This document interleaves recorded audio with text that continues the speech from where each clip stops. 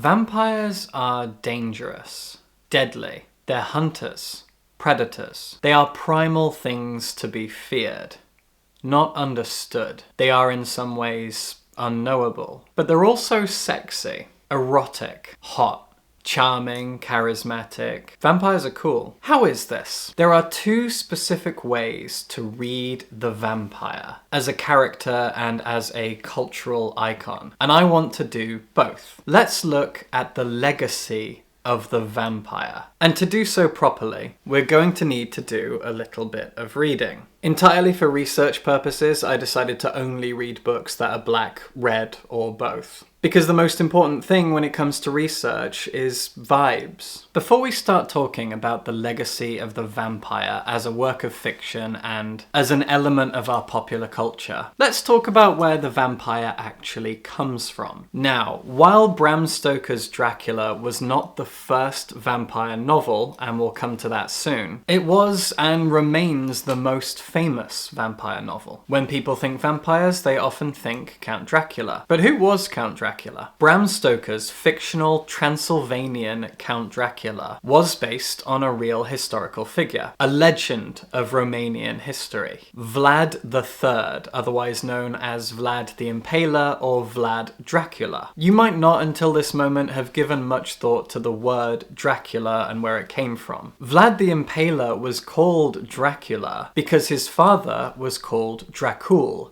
the dragon. Dracula simply means son of the dragon. Learning this immediately takes some of the intrigue away because that's what happens with anything enigmatic, any kind of mystery. Once you understand it, once you come to know it, it becomes less interesting. And isn't it interesting how that ties into the idea of erotica, which we'll come to later. Erotica, passion, desire, all of these things are wrapped up in anticipation.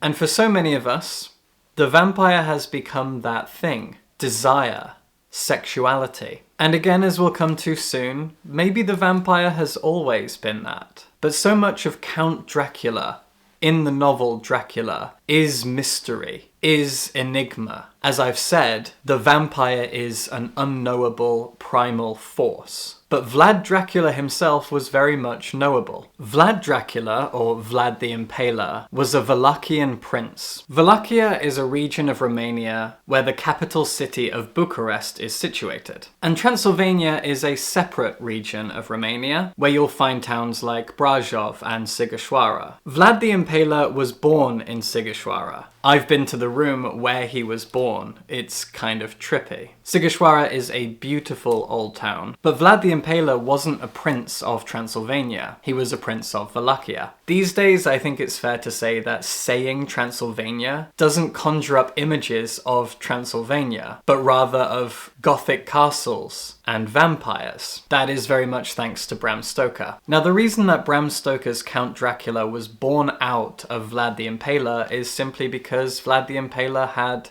a bloodlust. We know for a fact that the man enjoyed impaling people on spikes. He would have his men shave down entire tree trunks into ridiculously large stakes and have people impaled on those stakes. Right from one end up to the other. They would die slowly during the process, and then their bodies would simply be left there, lining the roads. You could march your men through a forest or down a road, and it would be lined with these enormous stakes, decorated with the corpses of recently impaled men. But what's interesting here is that Vlad the Impaler, much like so many historical figures, was also a victim of propaganda. During the time of his rule, which was sporadic and actually quite brief, stories were told, whispers were shared about him and his behaviours, especially related to his bloodlust. And this is where the image of the vampire kind of comes from. Vlad the Impaler was imaginative when it came to how he tortured and executed people. Those facts inspired propaganda, and the propaganda inspired the fiction. And so we move from historical facts to propaganda to fiction and folklore. And finally from there, Count Dracula was born. As a side note, there is a castle in the south of Transylvania called Bran. I've been there. beautiful place. It sits on a very small cliff next to a small town and overlooks a road and a forest. In terms of landscape, it's not that remarkable. It doesn't sit that high up. It's not towering over a city or anything like that. It sits on a raised bit of cliff. But it's still impressive. And it is widely suspected that Bran Castle was the inspiration for Count Dracula's castle in the novel. However, Bran Castle was in Transylvania. Vlad the Impaler was not a prince of Transylvania, but rather a prince of Wallachia, and he never went to Bran Castle. He may have ridden past it at some point. He never sieged it. He never laid claim to it. In fact, when I visited Bran Castle, I was surprised to learn that the place is most famous for being a favourite home of a woman named Marie of Romania. Marie of Romania was once Princess Marie of Edinburgh. She was an English princess, born in Kent, and she married King Ferdinand of Romania. And she spent a lot of time living in Bran Castle around the turn of the 20th century. And when you visit the castle, so much of it is dedicated to her legacy. People loved her. And as an English person visiting Romania, I was shocked at the fact that I'd never even heard of her. But then, I'm not much of a royalist.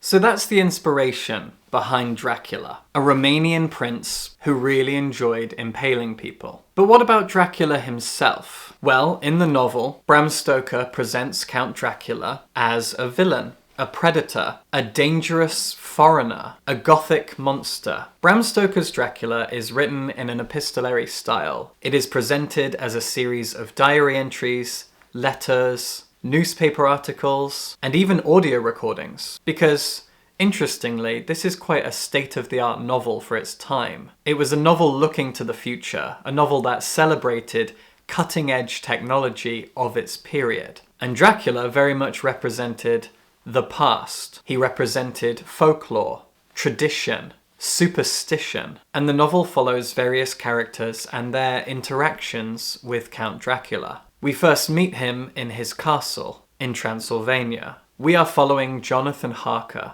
who has been invited to the castle. Harker recently qualified as a solicitor, and Dracula wants to buy a house in London, and so Harker makes the journey to the castle to discuss that purchase with Count Dracula. While he's there, however, he is haunted. He meets 3 seductive vampire women whom Dracula feeds by handing them a child in a sack. And eventually, Dracula abandons Harker, leaves him imprisoned in his own castle, at the mercy of these vampire women. And Harker escapes, but not before Dracula himself flees and takes a ship to England. Now, importantly, Dracula has quite a cast of characters. You have Jonathan Harker's fiancée, Mina, inarguably the most badass character of the whole cast, her best friend Lucy, 3 men who all want to marry Lucy, and the now iconic teacher of one of those 3 suitors, the Dutch doctor Abraham van Helsing. Together, these people are victims turned hunters of Dracula. I'm not going to tell you anymore in case you haven't read the novel, but we do need to go into some specifics here to talk about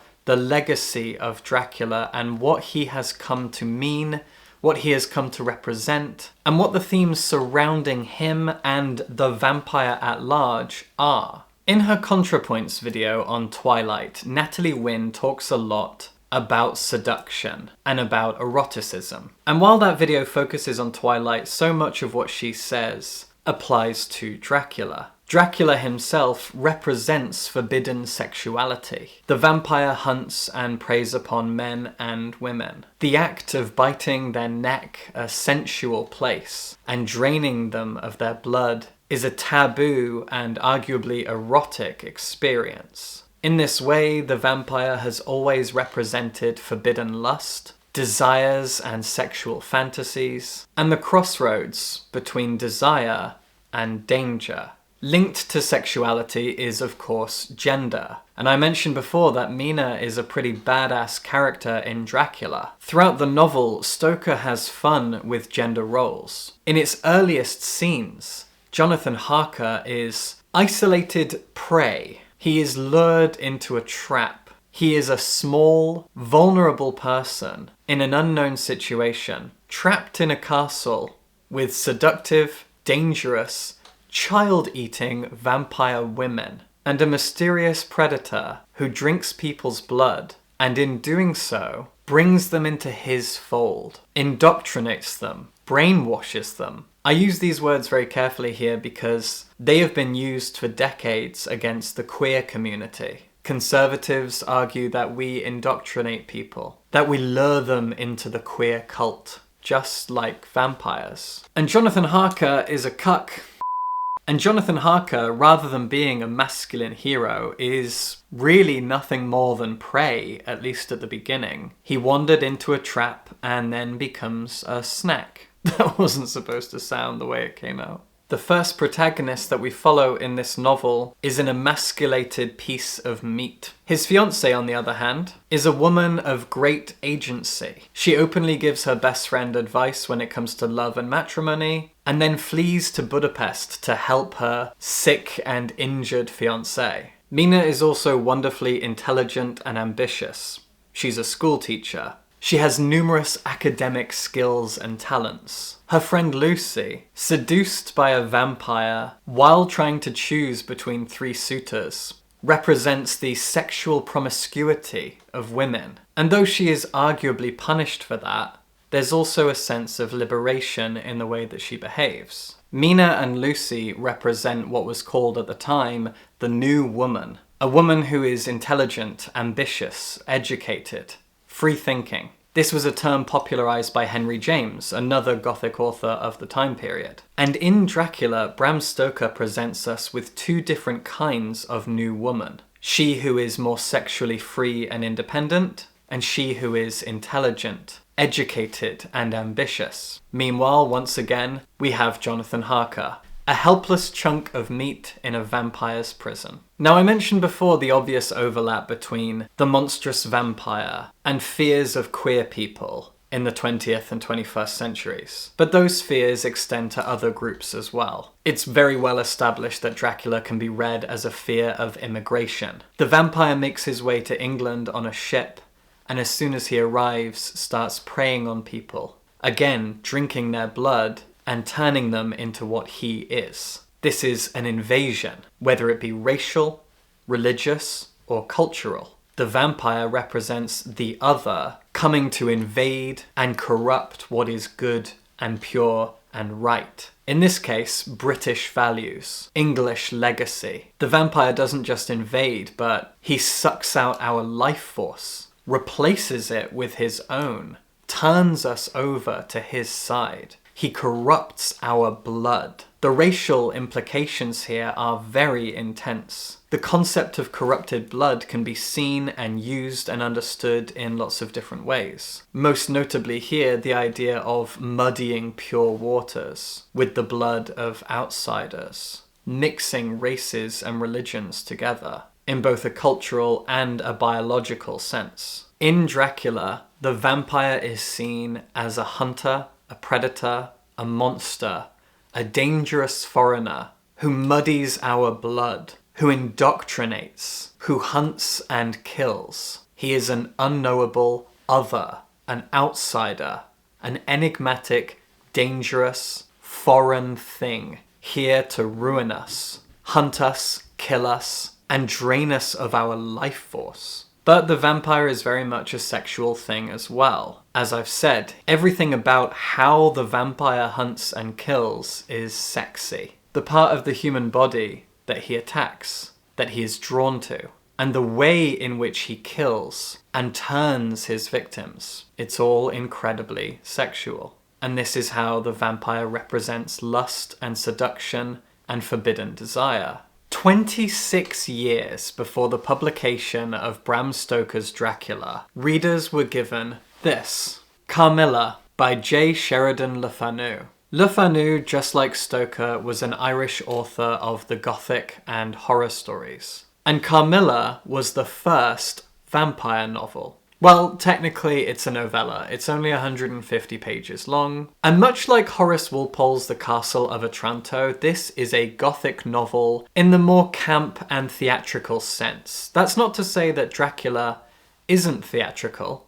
In fact, Stoker had a background in theatre and you can feel that in the novel. But there is a camp theatricality to this that you don't see in every vampire story or every gothic story. There's almost a pageantry to Carmilla, which is suitable given how aggressively queer it is. Carmilla is told from the perspective of Laura, a girl in her late teens who lives almost entirely alone with her father in a castle in Austria. This is a grand castle surrounded by rivers and forests, sitting on a cliff top. It is sublime and dramatic, a truly gothic setting. And when the novel begins, Laura is heartbroken by the fact that a girl from a similar situation, who also lives in a castle not too far away, who was hopefully about to become a good friend of Laura's, has suddenly died. Laura and this girl planned on hanging out together. The girl was going to visit Laura and spend time at her castle.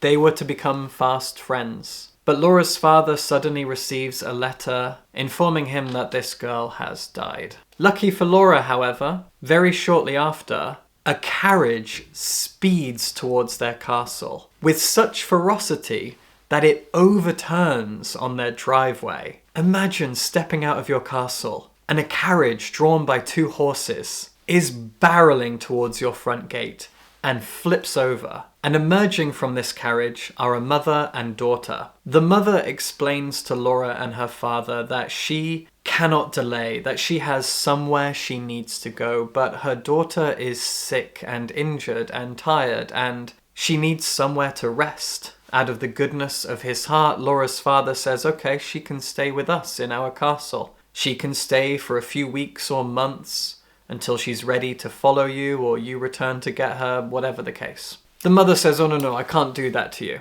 I can't put you out like that. Oh, okay, fine. Here you go. Take my daughter. She doesn't say where she's going, and off she fucks. That daughter is the titular Carmilla, and she spends the next few weeks living in Laura's home with her. And Carmilla wastes little time in admitting to Laura that she loves her in a truly romantic sense. She has fallen in love with Laura. They spend all of their time together. But after the sun sets and Laura falls asleep, she has nightmares, awful, terrifying nightmares, of something in her room with her. This thing crawls in, it sits by her bed, it attacks her, punctures her chest, and drains her of blood, before revealing itself and shifting its shape into some kind of cat-like monster and escaping the room somehow. As the dreams progress, Carmilla herself appears in them. She is standing at the foot of Laura's bed. Later on, when she's standing there, she's covered in blood. The dreams escalate and get worse as Laura gets more and more tired. She's fatigued, she's getting sick. And I won't tell you any more because, as I said, it's a novella. You can read it in a day, and I encourage that. Carmilla was a heavy inspiration for Bram Stoker's Dracula. It is a gothic vampire story about an invading force that drains the lifeblood of our protagonist and also at the same time seduces her. Carmilla, as I've said, declares her love for Laura, well establishing the fact that vampires are gay as Vampires have been gay since the first time we were ever able to read about them in fiction. The legacy of the vampire is queer. End video. Don't end. I have more to say. In Dracula, Bram Stoker presents us with the new woman. A woman who has more agency when it comes to her sexuality, and also when it comes to her profession, her academic disciplines, and how she spends her time, how she engages in her relationships, what she makes out of her career and her social life. Likewise, Carmilla does something similar, casting aside so many of the traditional expectancies of women. The woman as subservient, docile, a supporter of the men around her. The woman as someone who nurtures and heals, a caretaker of men, but without any agency of her own. Instead, Sheridan Le Fanu presents Laura as our protagonist, daughter of a man who's never even given a name of his own in the book. A girl who is facing a threat of her own, and that threat is also female. Carmilla is a dangerous, predatory, feral force of nature, placed in this world by a mysterious mother who is clearly plotting something. The mother as mastermind, Carmilla as the predator, and Laura not just as prey, but as hero. Meanwhile, the men of the story are very much the supporting cast. The men are the caretakers and the healers. The men watch as the women play hero and villain. And it's interesting to note that these two novels were both written by men. Bram Stoker and Sheridan Le Fanu clearly had an idea of what the modern woman would or should or perhaps simply can be. But Carmilla as a vampire, as a character, is arguably more interesting than Count Dracula because she actively engages with her prey. She, as I said, declares her love for Laura. She plays with her, gossips with her, goes on walks with her, shares stories and secrets with her.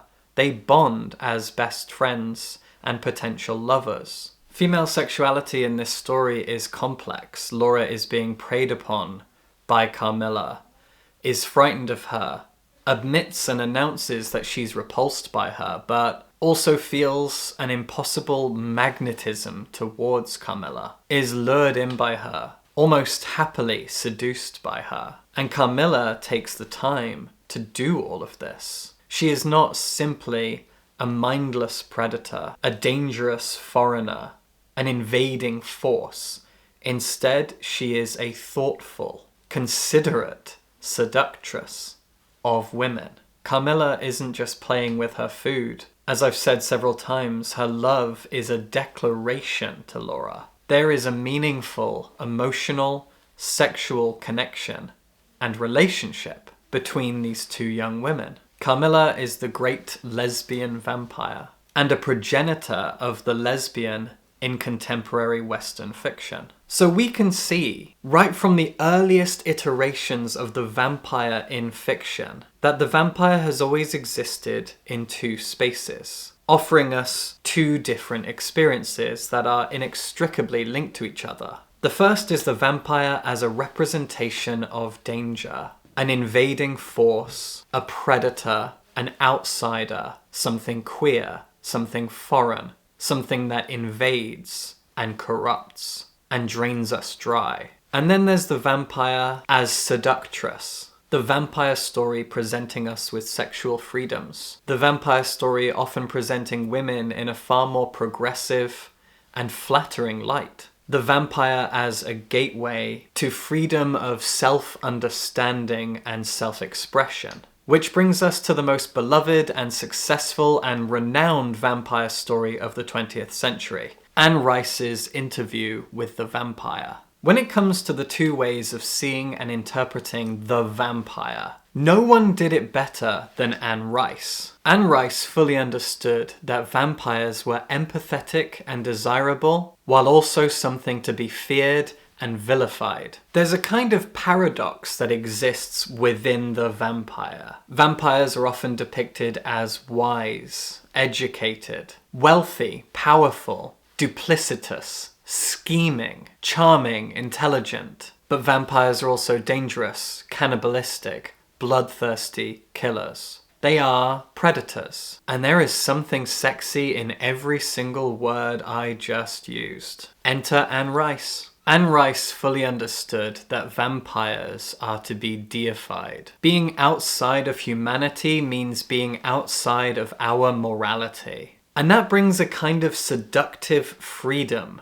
to the vampire mythology and thus to its aesthetics. Interview with the Vampire explores that through the character of Lestat, who has simply no regard for humanity. But Lestat is countered by the good-natured and tortured Louis. Lestat is something akin to the demonic vampires of Buffy the Vampire Slayer, while Louis is similar to Angel. And I think it's safe to say that Louis and Angel together very much paved the way for Twilight's Edward Cullen. In case you haven't read it, Interview with the Vampire is exactly what it says on the tin. It is an interview with a vampire. That vampire is Louis, a man who in the late 1700s lived on his family's plantation in New Orleans. They owned slaves, and when the novel opens, Louis is haunted by the death of his brother, someone who was destined to be a member of the clergy but was plagued by visions of God and angels. He was going mad, and one day he suddenly died, fell to his death from his bedroom window. Louis is fairly suddenly turned into a vampire by Lestat, right outside his own house. And this is where the story really begins, as Louis and Lestat enter a strained kind of relationship. They are bonded by the fact that they are both young vampires. They have power, they are seductive, they are predators. But Lestat seems to lack a soul. As I said, he has no drive to be good to humanity. He feels above us. But Louis is tortured. I'm probably going to use that word a lot here. Louis feels terrible for every life he takes, every time he gives in to his vampiric urges, his bloodlust. And soon Lestat and Louis will find and sire a 5-year-old girl, a girl whose mother succumbs to a disease, and so they save her, bring her into the vampire fold, become parents to her, and there's a lot to unpack here. Once again, like Carmilla, Interview with the Vampire is presenting us with queer vampires. Two men who are not explicitly queer, but choose to raise a child together. A vampire child. Their family now exists outside of human conventions, outside of our traditions, outside of our laws, outside of our ethics. These two male vampires who sleep in coffins next to each other raise young Claudia explicitly as their daughter and them her fathers. But these men are different, and their irreconcilable differences are what feed and motivate the entire plot of the novel. Interview with the Vampire ruminates on the philosophy of the vampire an awful lot. It's almost what defines the book. Lestat, for example, moralizes that vampires are not only outside of human morals, but actually above them. He led me quickly through the streets, turning every time I hesitated, his hand out for mine, a smile on his lips, his presence as marvellous to me as the night he'd come into my mortal life and told me we would be vampires. Evil is a point of view, he whispered now. We are immortal, and what we have before us are the rich feasts that conscience cannot appreciate, and mortal men cannot know without regret. God kills, and so shall we. Indiscriminately, he takes the richest and the poorest, and so shall we, for no creatures under God are as we are. None so like him as ourselves, dark angels, not confined to the stinking limits of hell, but wandering his earth and all its kingdoms. I want a child tonight. I am like a mother. I want a child. Conversely, Louis is a brooding romantic. Just look at how he describes his last sunrise before he is turned by Lestat. I remember it completely. Yet I do not think I remember any other sunrise before it. I remember the light came first to the tops of the French windows, a paling behind the lace curtain, and then a gleam growing brighter and brighter in patches among the leaves of the trees. Finally, the sun came through the windows themselves, and the lace lay in shadows on the stone floor. And all over the form of my sister, who was still sleeping, shadows of lace on the shawl of her shoulders and head. As soon as she was warm, she pushed the shawl away without awakening. And then the sun shone full on her eyes, and she tightened her eyelids. Then it was gleaming on the table where she rested her head on her arms, and gleaming, blazing in the water in the pitcher, and I could feel it on my hands, on the counterpane, and then on my face. I lay in the bed thinking about all the things the vampire had told me, and then it was that I said goodbye to the sunrise and went out to become a vampire. It was the last sunrise. The guy is such a sickly romantic, brooding and tortured. He thinks himself a poet. He only hates himself more as the story goes on. He hates what he is, hates what he must do in order to survive, hates the cycle of existence that defines the vampire. Interview with the Vampire is defined by the duality of the vampire. The tortured, sexy, brooding guy, and the arrogant, seductive predator. Lestat and Louis are two sides of the vampire coin. And ever since the publication of Interview with the Vampire, that dichotomy between these two sides of the coin has been explored. Do what it is your nature to do. This is but a taste of it. Do what it is your nature to do. Pain is terrible for you. You feel it like no other creature because you are a vampire. You don't want it to go on. Don't turn away from it. Come with me. Now, I really don't want to dwell here too much on Twilight. And that's mostly because part of the research I did for this video was watching the ContraPoints video on Twilight twice. And I really think that everything I could say here is better said by Natalie Wynn in that video. But just to neatly slot Twilight into the narrative of this video, I do want to echo what ContraPoints said. In part 2 of that video, Desire, with vampires representing the crossroads between sex and danger, thus being an obvious metaphor for something like kink. Vampires represent forbidden desires, yearning, lust, and anticipation. This is, in my opinion, why we cannot separate the vampire from queerness. Whether that be Dracula as a metaphor for the evils of taboo sexuality, or whether it's simply being our attraction to the vampire as an alluring escape from heteronormativity and from traditional love, marriage, romance, nuclear families, etc. The vampire offers us an escape. And speaking for myself, learning to realize and accept my own queerness has also led me down a path of loving my queerness, adoring the fact that I live and love outside of heteronormativity, outside of cis-normativity. My love feels different. And in that way, it's easy for queer people to relate to vampires. And in part 3 of her video, ContraPoints also talks about fantasy. She talks at length about the conversation around what women should read and write about. Women like Stephenie Meyer who write vampires are often seen as spoiled, corrupted, and corrupting. Vampire romances like Twilight are not good for young women to read. They will corrupt and destroy the purity of a young woman. And I confess that when Twilight was at the height of its popularity, I was in my late teens. I wasn't a bookworm by any stretch, and yet I participated in that toxic narrative. That Twilight is not good for young women to read.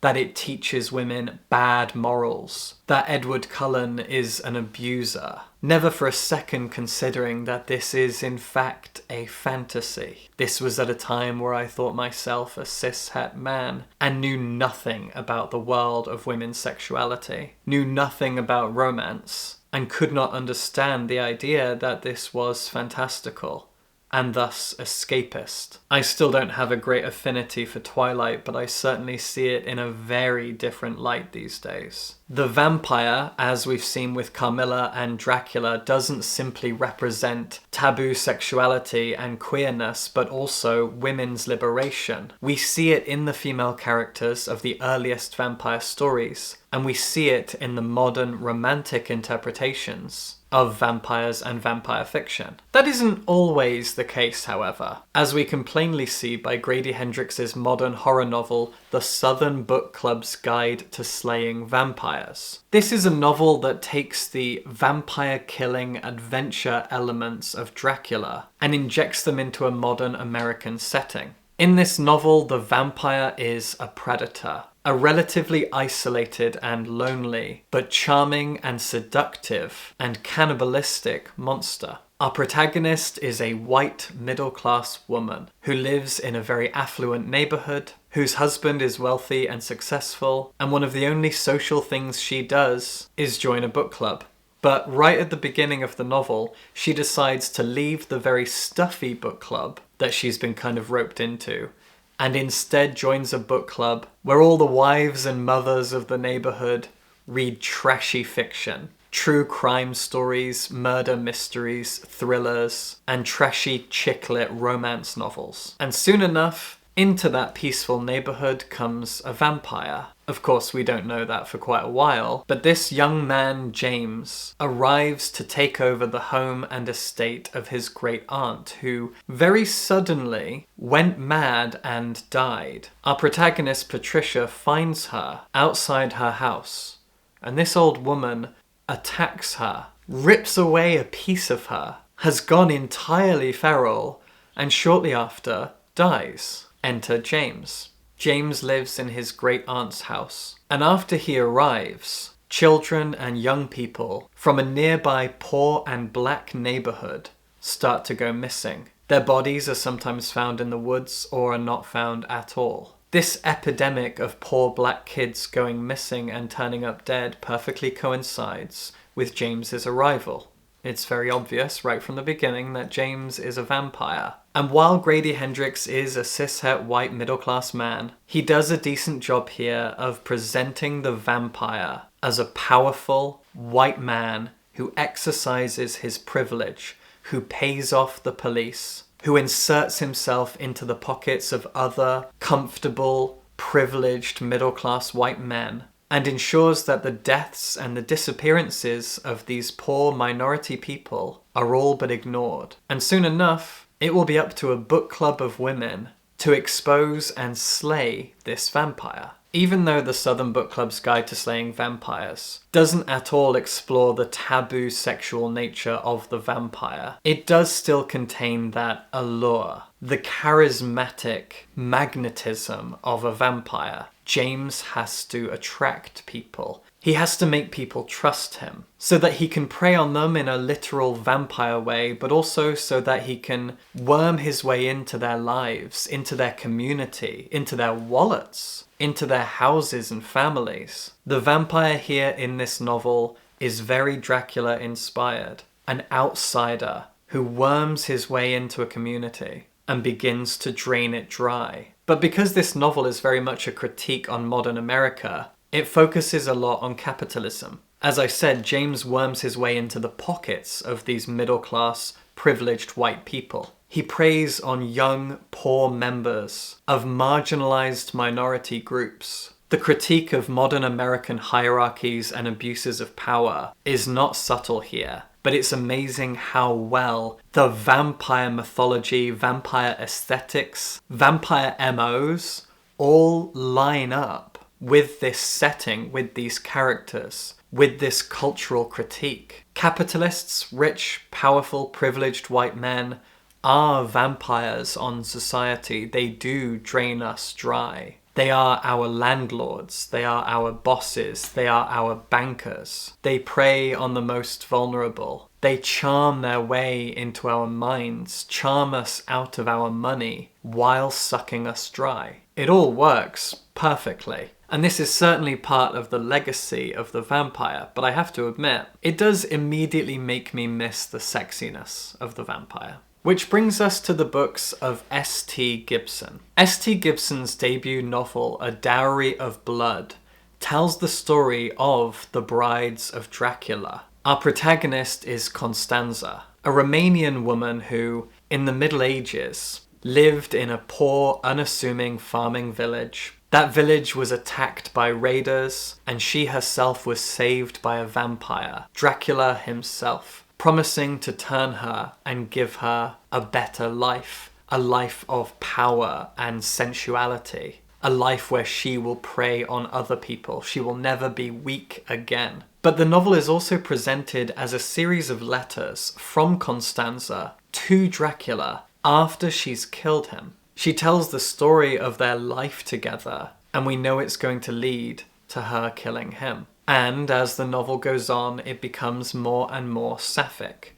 This is, after all, about the brides of Dracula and the sapphic relationships that they fell into along the way. They are not just subservient to him, but also to each other. And that's where the liberation of these women begins, with them learning to love and fall into sexual relationships with each other under the umbrella of their sire, Dracula himself. Queer liberation from the inside out. And what bolsters all of this in a very sensual way is Gibson leaning into the romantic and poetic nature of Gothic fiction. This book is dripping with romanticism in its language. Every page, every description, no matter what it's of, is sexy. Constanza enjoys musing so poetically on every single thing that she sees. A Dowry of Blood is not a deep novel, but it reinforces the sheer sexiness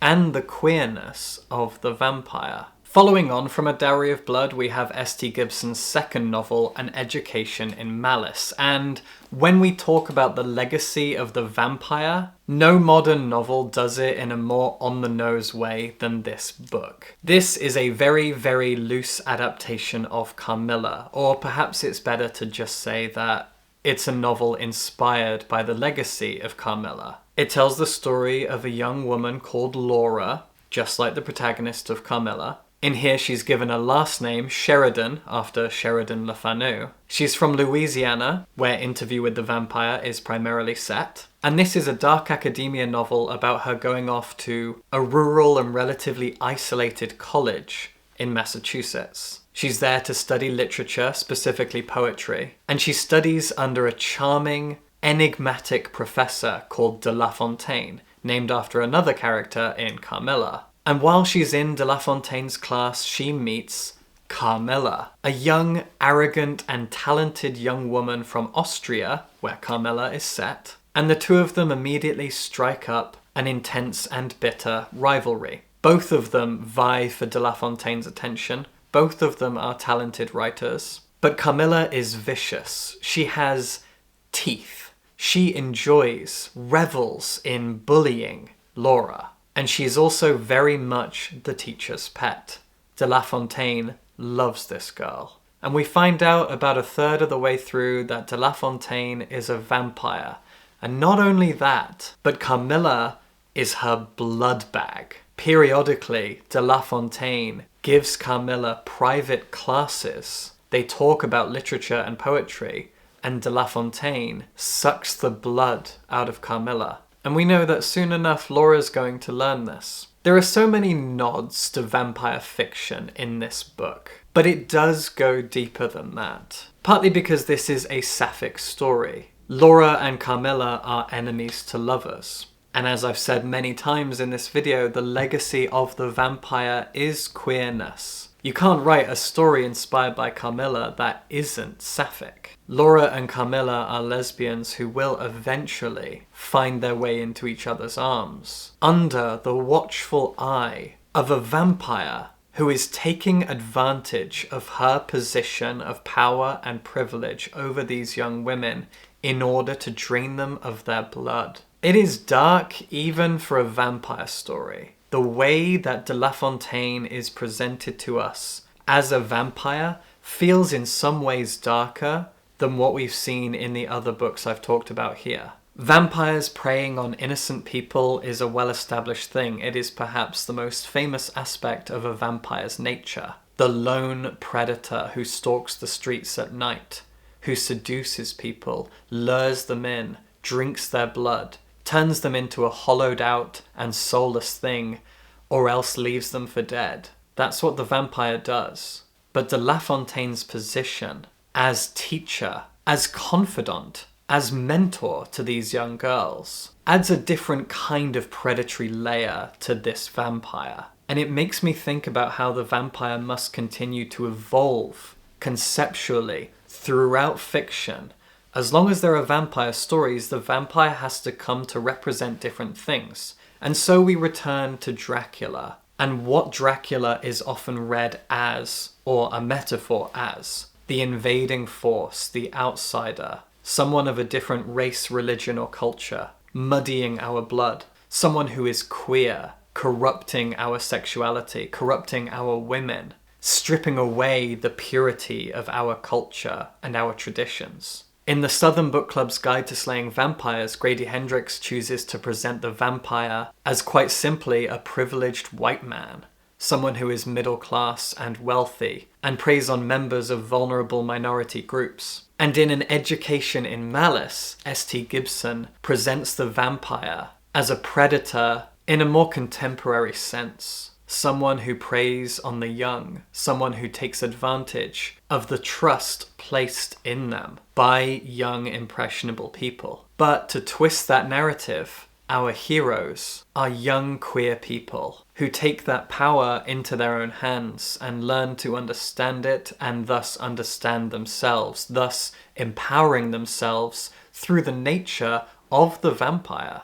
It's a little bit murky. It's not perfectly executed, but it does represent how the vampire is changing and continues to evolve culturally through fiction as fiction continues. And to kind of crown all of this, let's quickly talk about Fragile Animals by Genevieve Jagger. This is a queer Scottish Gothic novel about a young woman from Edinburgh who takes herself off to a remote island for a week away. And while there, she meets a man who confidently, right at the beginning, tells her that he is in fact a vampire. And from there, so much of the novel is a series of walks and conversations and confessions shared between these two characters about their lives and their histories. Protagonist Noelle talks a lot about her family, and both of them talk a lot about ex-lovers. Noelle is more or less defined by her Catholic guilt. She was raised by a deeply religious family, a religiously abusive mother, and when she was a teenager, her parents divorced. Her father afterwards became a Satanist, and Noelle has a difficult relationship with both of them,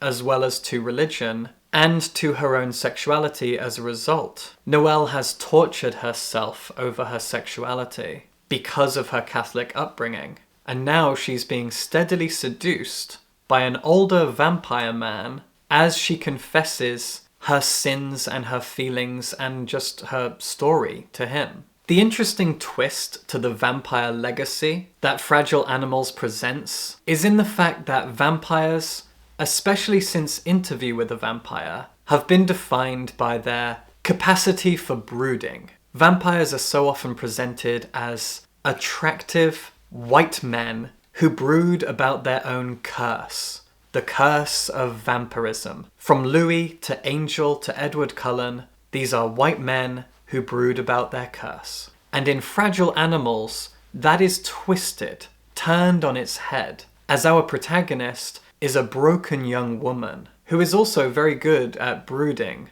about what she considers her sins. And the vampire that she meets and is slowly seduced by represents a kind of conduit for her to come to terms with her own guilt and shame. It's not an enormous shake-up of the vampire mythology, and it's not even that deep. But once again, it shows where the vampire sits today in our modern society, within modern fiction, within the culture of queerness, within our zeitgeist and how we see the vampire, how we read and interpret the vampire. In that way, Fragile Animals feels like a step in a very different direction. It's not a novel that I have a great amount of love and admiration for, but it's certainly doing something different with the Gothic genre, with Gothic settings, with Gothic character archetypes, and with the vampire and the purpose of the vampire in fiction. And that's where we'll leave it. I have no great final statement to make here. It's simply been a joy to trace the legacy of the vampire throughout fiction over more than 100 years, and how the vampire has changed and grown, evolved, adapted. It's been a fun ride. And if you got to this point and you enjoyed the ride with me, consider supporting me on Patreon. This video took a lot of time, a lot of reading, a little bit of makeup, so why don't you show me that it was worth it by showing your support at patreon.com/WillowTalksBooks. Let me be your financial vampire and subscribe for books.